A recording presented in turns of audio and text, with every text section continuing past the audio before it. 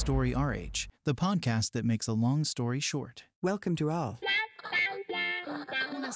History is made of stories. In this episode, we'll be encouraging you to look beyond methods and tools to develop the culture that goes with them. Training participants often expect to receive tips and tricks, self-improvement tools and methods, without going the extra mile to develop the culture that will really support positive change, as if a technique or method alone should suffice. There's always disappointment when the trainer explains that there's no miracle solution. But tools don't make the man, as they say. If you really want to boost your professional skills, you have to look beyond methods and tools to develop a culture. What's the story? In the context of constant uncertainty, methods and tools quickly become obsolete because they're designed within a predefined framework. They're closed and definitive. They don't adapt on their own to new unanticipated constraints. But we just haven't found the miracle solution yet. We just need to look harder.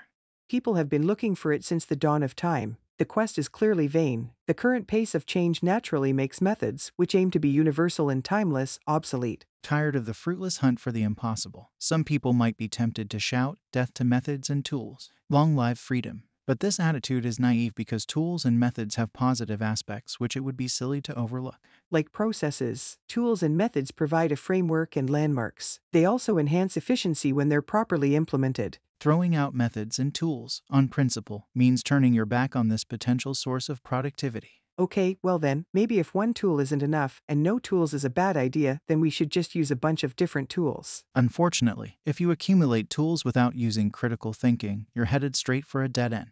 Adding to your toolbox is great as long as it doesn't get too heavy and keep you from moving forward. Especially since there's no guarantee that you'll have the right tool at the right time, or that you'll know how to choose it from among all the options at your disposal. When it comes down to it, there's only one sensible approach. You have to see tools and methods for what they are, tools and methods. That means not expecting more from them. And you still have to use them wisely. And to do that, you have to develop a corporate culture to underpin them. You have to establish ties between things, concepts, and actions, to consider the world in all its complexity, which means using the key to open the door rather than looking through the keyhole. The key is never the end. It's the means. Humility is important to prevent you from getting trapped in a method. Instead, you have to ascribe to a process of continuous growth and questioning. It's not enough to learn a method and how to use associated tools. You also have to understand their scope and limits as well as the concepts behind them, so you know when and how they're relevant.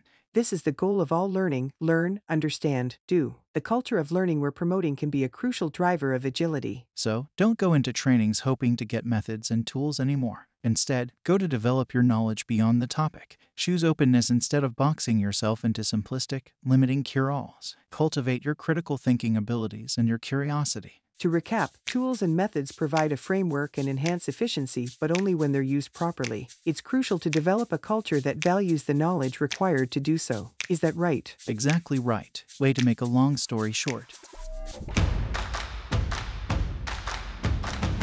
Story RH, the podcast that makes a long story short.